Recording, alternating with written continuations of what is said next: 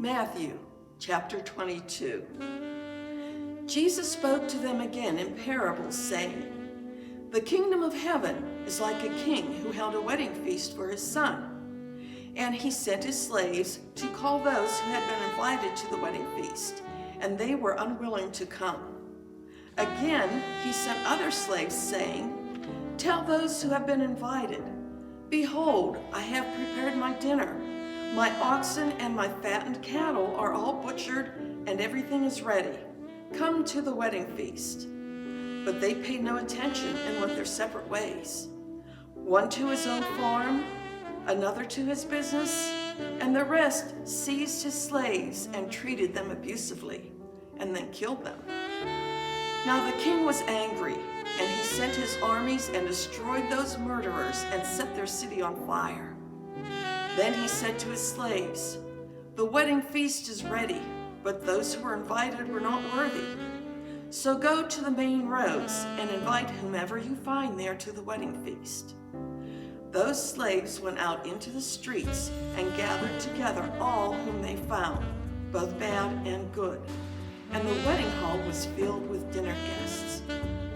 But when the king came in to look over the dinner guests, he saw a man there who was not dressed in wedding clothes. And he said to him, 'Friend, how did you get in here without wedding clothes?' And the man was speechless. Then the king said to the servants, 'Tie his hands and feet and throw him into the outer darkness.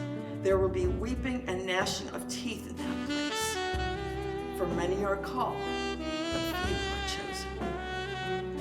Then the Pharisees went and plotted together how they might trap him in what he said. And they sent their disciples to him along with the Herodians, saying, 'Teacher, we know that you are truthful and teach the way of God in truth, and do not care what anyone thinks. For you are not partial to anyone. Tell us then, what do you think? Is it permissible to pay a poll tax to Caesar or not?'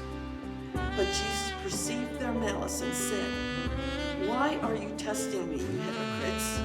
Show me the coin used for the poll tax.' And they brought him a denarius. And he said to them, 'Whose image and inscription is this?' They said to him, 'Caesar's.' Then he said to them, 'Then pay to Caesar the things that are Caesar's, and to God the things that are God.' And hearing this, they were amazed. They left him and went away. On that day, some Sadducees, who say there's no resurrection, came to Jesus and questioned him, saying, 'Teacher, Moses said, if a man dies having no children, his brother of next of kin shall marry his wife and raise up children for his brother. Now there were 7 brothers among us, and the first married and died, and having no children, he left his wife to his brother. It was the same also with the second brother, and the third, down to the 7th. Last of all, the woman died. In the resurrection, therefore, whose wife of the 7 will she be? For they all had her in marriage.' But Jesus answered and said to them, 'You are mistaken, since you do not understand the Scriptures nor the power of God. For in the resurrection, they neither marry nor are given in marriage, but are like angels in heaven. But regarding the resurrection of the dead, have you not read what was spoken to you by God? I am the God of Abraham, the God of Isaac, and the God of Jacob. He is not the God of the dead, but of the living.'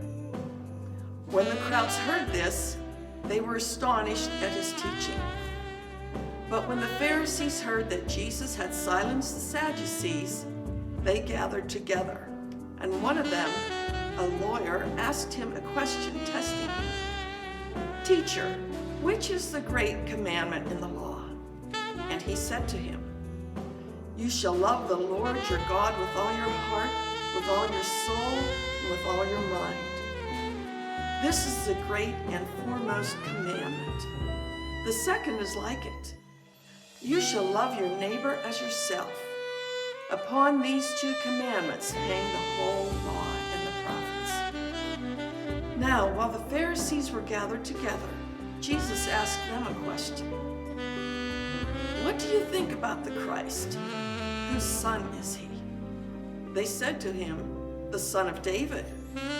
He said to them, then how does David in the Spirit call him Lord, saying, the Lord said to my Lord, sit at my right hand until I put your enemies under your feet. Therefore, if David calls him Lord, how is he his son? No one was able to offer him a word in answer, nor did anyone dare from that day on to ask him any more questions. Matthew 22. Remember, Jesus loves you, I love you, and you are awesome.